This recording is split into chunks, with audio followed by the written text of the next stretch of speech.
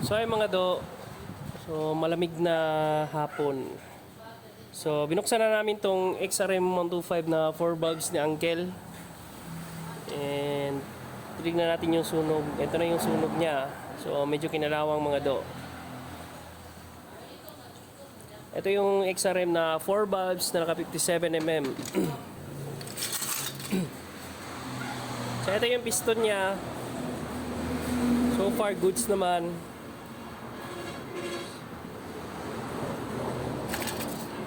Ito yung cam. So lahat is good naman.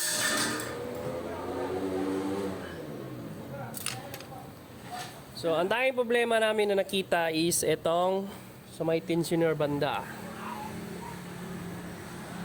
Ito yung dati niya. So ginawa namin to ng paraan last time. Nilagyan namin ng engineering dito. Pero sinira pa rin. Naglagay na kami ng para mag-flat yung ano dito sa tensioner. So wala pa rin. So ako ayaw ko na maingay na ano, timing chain. So sinira niya pati itong ito nga pala is ito yung binibenta dun sa Kalinan banda, and hindi siya akma dun sa ano, sa bolt dito. So luckily mayroon kaming guide dito sa shop, itong bilog na iikot. So ito yung original. So ingat-ingat guys sa pagbili ng ganitong klase na roller guides. Ito goods na to, and may ginawa rin ako.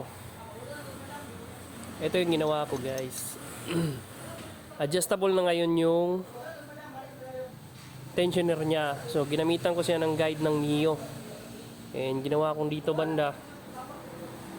And yung black kinuhanan ko na rin dyan. And pupuliduhin ko pa yan.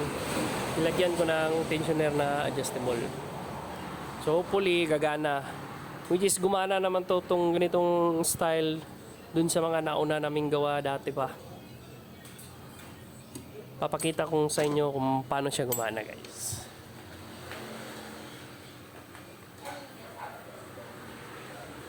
A few moments later. So ito na siya mga do. So luluwagan natin.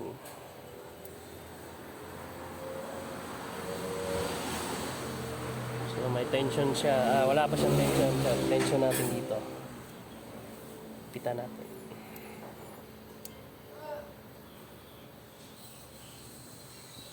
Goods na siya. Unlike dun sa isang design, pag nag-worn out na lahat, mag-iiba-iba na yung play niya. Yung chain gumagano na parang alon. Ito wala ka makikitang alon. Fix na lahat.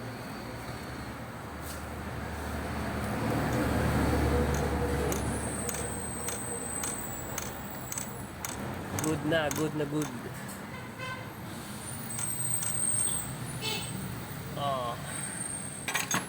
So ito lumalapat pa rin yung bilog na tensioner. So wala na tayong magiging problema. Ito goods na.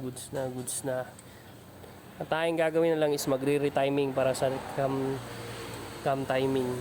Kasi mag-iiba talaga yung timing niya kasi iba yung tension. Ito fix na yung tension niya. So ang tayong question is bakit binalik ni Honda yung design na ganito na pang Wave 100 at pang XRM, na mas maganda naman yung sa 125 na carb na design. So hindi ko alam bakit. So ito supposedly higpit na lang yung gagawin mo pagkatapos mo mag-setup. Ngayon ito tatrabuhuin mo pa lahat.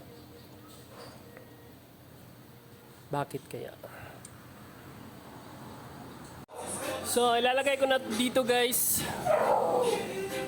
So take note lang, hindi ko nalalagay yung roller dito sa gitna. Doon na lang bilog doon sa baba. Yan yung tensioner natin. Goods na. So ito na mga do, na timing ko na siya. So kinakailangan ulitin yung timing pag nagpalit ka ng adjustable na tensioner. Kasi sa nakuha kong timing, halos 3 degrees din yung na bago dun sa lumang timing chain or timing chain tensioner. Ito yung luma.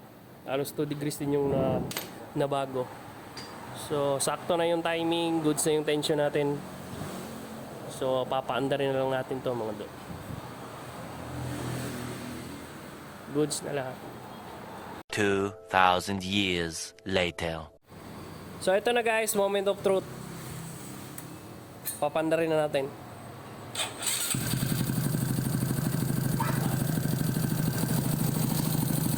So ayun, it works. Wala nang ingay sa tensioner. Ang tanging ingay na lang naririnig ko is yung cam. So medyo maingay talaga yung cam ng C5 head na to mga do. Rev konti.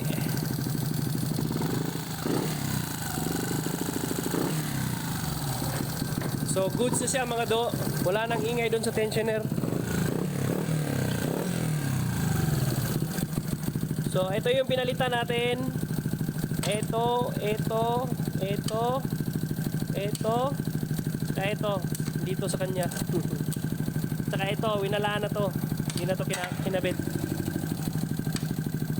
So napalitan natin lahat mga do. And isi-safety na lang natin to para sa customer. So goods na yung 4 valves natin, wala nang ingay dun sa timing chain or sa tensioner. Doon na lang sa cam. So normal na ingay na lang yan mga do.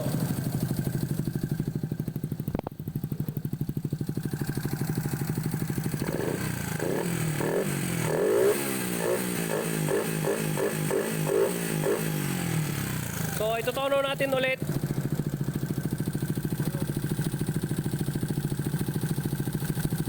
So goods na. Ciao.